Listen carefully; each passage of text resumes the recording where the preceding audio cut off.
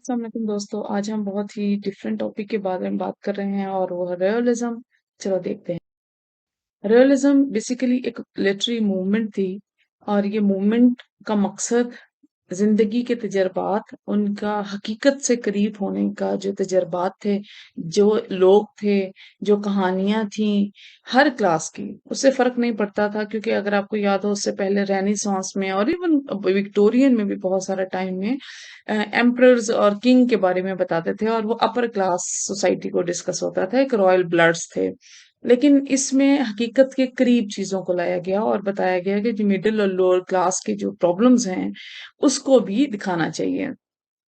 ये movement basically romanticism की एक अपोज करने के लिए मूवमेंट थी। क्योंकि रोमांस में आपको पता है कि इमेजिनेशन है, एक इमोशंस हैं, उसका हकीकत से जरा दूर हो जाते हैं वो। तो इसी वजह से ये रियलिज्म की मूवमेंट आई। अगर हम ड्रामे के पॉइंट ऑफ व्यू से देखें तो ये इस तरह का ड्रामा है जिसमें हर हर रोज की डेली लाइफ की जो एक्टिविटीज हैं उसके उसको अच्छे कंटेंट के थ्रू प्रेजेंट करना, पोर्ट्रे करना मकसद होता है। हिस्ट्री की बात करें हम इसकी थोड़ी सी, तो ये बेसिकली फ्रांस से शुरू हुआ था, एक रियलिस्टिक आर्ट मूवमेंट की शक्ल में 19वीं सदी में, जो कि 20वीं सदी तक चलता रहा। स्टार्ट मैंने आपको बताया ये 18वीं सदी में रोमांटिसिज्म के रिएक्शन में हुआ था और ये कोशिश की गई कि इसको रियल वर्ल्ड के, एक हकीकत की दुनिया के करीब करने की ज्यादा जरूरत है। जो राइटर फ्रांस में जिन्होंने इसको स्टार्ट में बहुत काम किया, और बेशक ये एक नॉवेल्स की फॉर्म में भी आया और न्यूज़पेपर में सीरियल फॉर्म की एक सीरीज की फॉर्म में भी पब्लिश होने लगा। उनमें सबसे पहले नाम आता है ऑनोरे द बल्ज़ाक का। ऑनोरे द बल्ज़ाक ये फ्रेंच यूरोपियन लिटरेचर पे लिखते थे और ये फ्रांसीसी ऑथर थे। और इन्होंने जो नॉवल है ये जो इन्फ्यूज्ड किया है कैरेक्टर्स में, वो है कॉम्प्लेक्स कैरेक्टर्स और उनकी ऑब्जर्वेशन।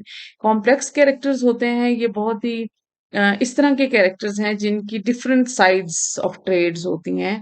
मतलब ये जिंदगी में पंगे डालने में बड़े ही मशहूर होते हैं और बड़े इनकी वजह से कॉन्फ्लिक्ट्स आती हैं कैरेक्टर्स में, और ये बहुत सारे डिफरेंट सिचुएशंस में काम खराब करते हैं।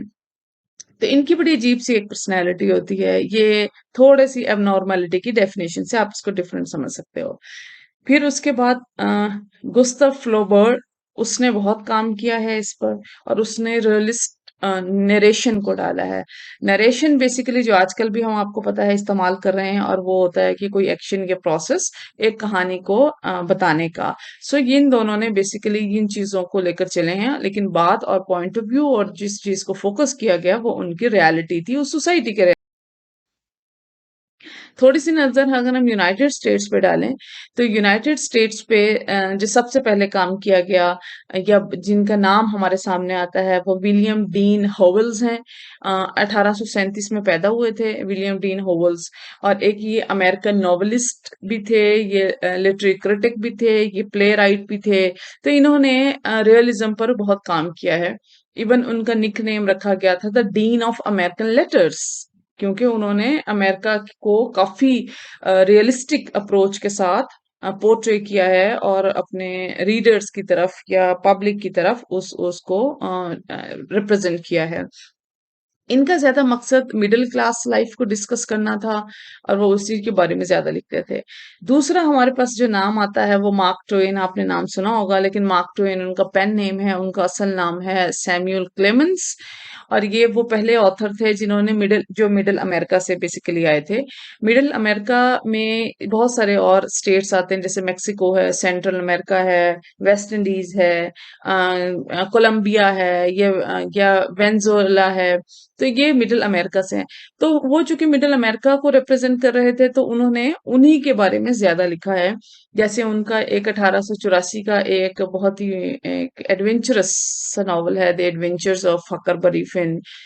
तो ये सारा एक मिड वेस्टर्न सेक्शन जो है यूएस का, उस सारे को उन्होंने कैप्चर किया। और वो उस अपने एरिया की बहुत ही डिस्टिंक्टिव लाइफ और वॉइस समझे जाते थे और उनका नाम था।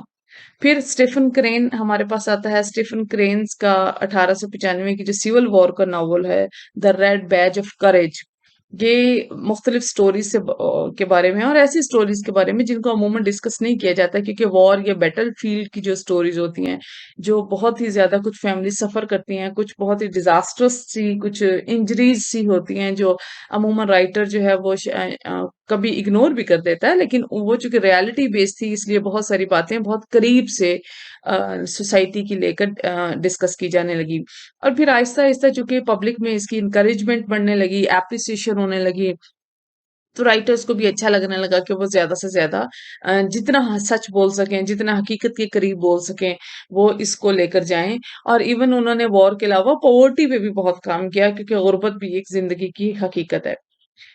इसके अलावा अगर हम और राइटर्स देखें तो जॉन स्टेनबेक का, Upton Sinclair, Jack London, Edith Wharton and Henry James, वो हमारे पास ऑथर्स हैं, अमेरिकन ऑथर्स हैं, जिनका नाम काफी रियलिज्म से के लिस्ट में।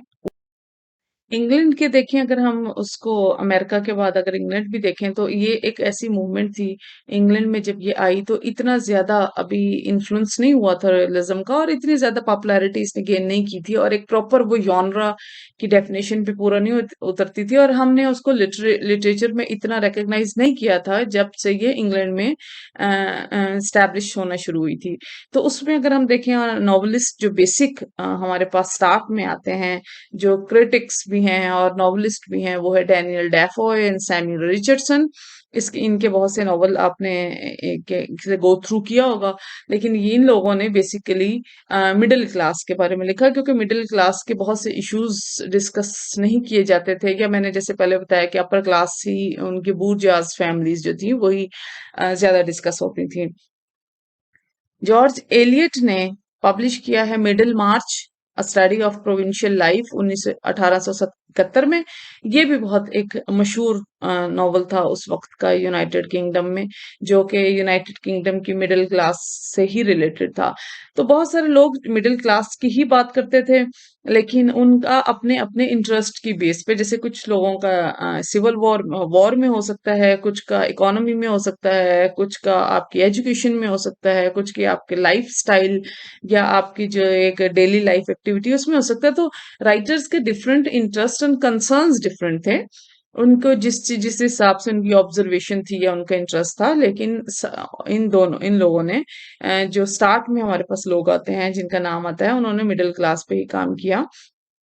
और लोग अगर हम देखें तो हमारे पास जॉर्ज गिसिंग का नाम आता है, आर्नल्ड बेनेट का, और जॉर्ज मूर का नाम भी। कुछ नॉवेल्स अगर एग्जाम्पल्स के तौर पे समझने के लिए डिस्कस कर लें हम, तो हमारे पास सबसे पहले आता है the adventures of Huckleberry Finn, Mark Twain का, 1884 में उसने लिखा था। फिर हमारा 1905 में एडिथ वॉर्टन का आता है हाउस ऑफ मिर्थ। 1905 में ही द जंगल लिखा गया अपटन सिंक्लेयर ने। 1895 में the Red Badge of Courage, Stephen Crane ने ये लिखा था। 1878 में डेजी मिलर, एक नॉवल का नाम है, जो कि हेनरी जेम्स का लिखा हुआ नॉवल है। 1903 में एक नॉवल लिखा गया, the call of the wild, ये जैक लंडन इसके राइटर थे। 1871 में मिडल मार्च, जॉर्ज एलियट, ये आप सबको पता है। फिर 1847 में थेकरे का नाम आपको पता है, बहुत इंपॉर्टेंट है। नॉवल, जब आप हिस्ट्री और नॉवल की पढ़ते हैं तो थेकरे के बगैर ये मुकम्मल नहीं होता। सो विलियम मैकपीस थेकरे ने वैनिटी फेयर लिखा था, ये 1847 की बात है। 1847 में एक और नॉवल भी हम देखते हैं, जेन आयर, ये शार्लेट ब्रॉन्टे का है। और फिर 1929-39 में हम एक और नॉवल जो हमारे सामने नजर आता है, द ग्रैप्स ऑफ रैथ। सो ये एग्जाम, ताकि आपको समझ आए, और होपफुली आपको काफी समझ आ गई होगी।